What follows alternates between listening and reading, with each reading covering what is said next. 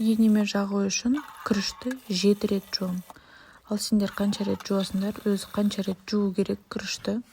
Таң атпастан тұрып, қандай тамақ пісірсе болады екен деп.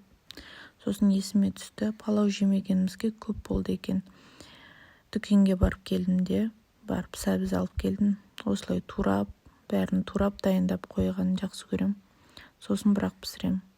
Одан кейін оны бөлек-бөлек пісіріп алған жақсы көрем. Бірінші сәбізді пісірдім, одан кейін жуанын пісірдім.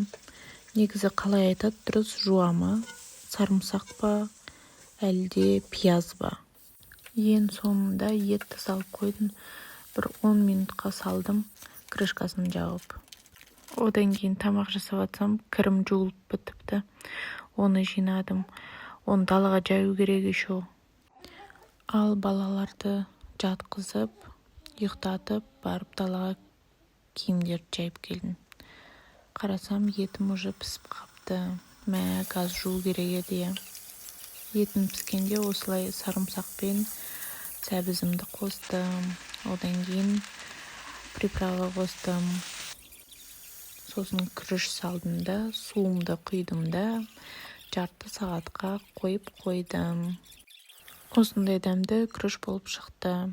Далаға шықсам, ауа райы бұзылып кетті, барып жинадым бәрін. Үйге кірсем, ыдыс деген үйіліп тұр ғой.